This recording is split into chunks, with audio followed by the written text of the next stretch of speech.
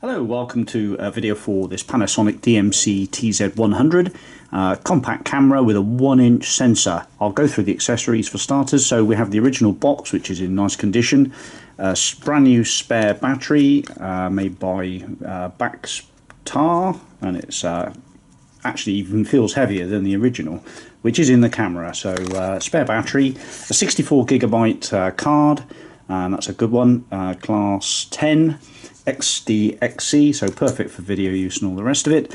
Move the box out of the way. The charger, which basically charges the camera battery in the camera, so there's a charging circuit built into the camera, prevents overcharging, etc.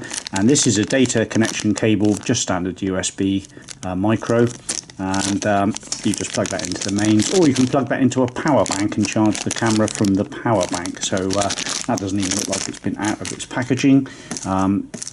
A little another fob of some description, I'm not quite sure what that's for. The case for the SD card, the instruction booklets, which don't even look like they've been taken out of there, and the wrist strap is on the camera. That's just a little bag. So onto the camera itself. Almost pristine, this camera, bar for just a few smudge prints and a bit of lint from where I've had it out of the box. It is 99.9%, well, I shouldn't say that, 95% we'll say, but I think you'll be very happy with it.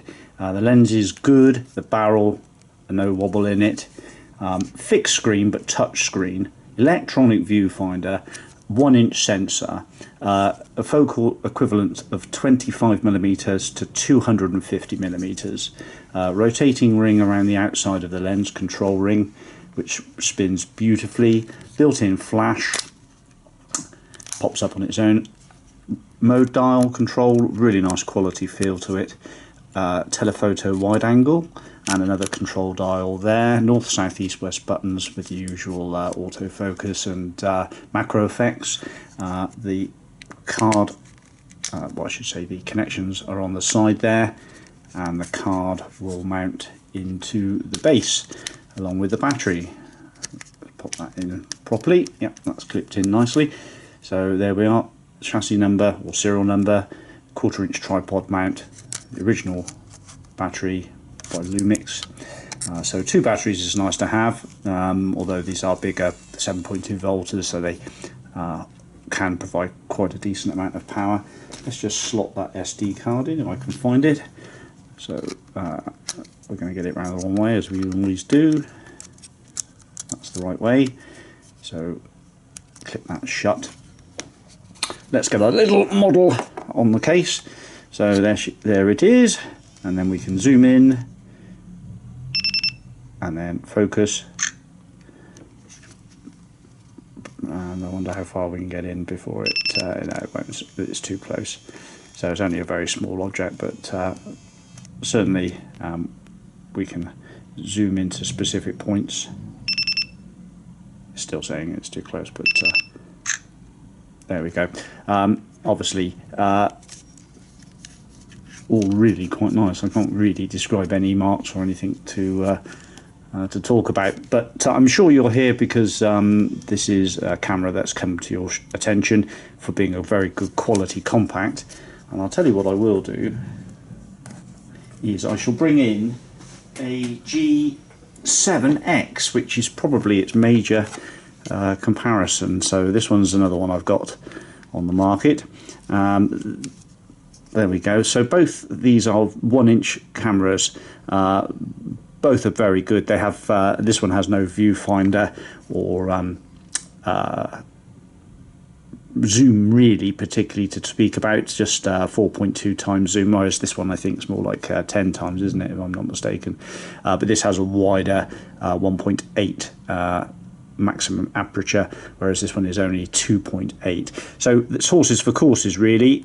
If you're into selfie and video work, probably the Canon would be better, whereas the Lumix will give you that better zoom and that electronic viewfinder.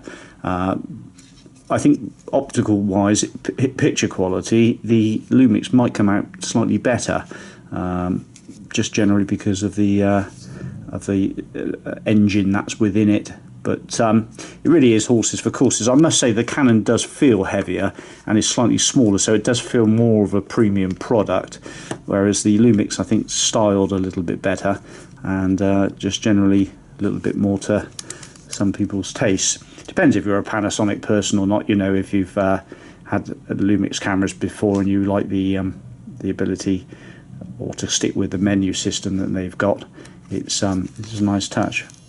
But they're both very good cameras in their own right, and if you don't really need to take pictures of yourself every 30 seconds, maybe you're a bloke or something like that, then the Panasonic might be better. But really, as I say, some people want a viewfinders, others don't, and flip screen, well, it does bring in an extra level of complications when you've got a screen and its mechanics to unfold.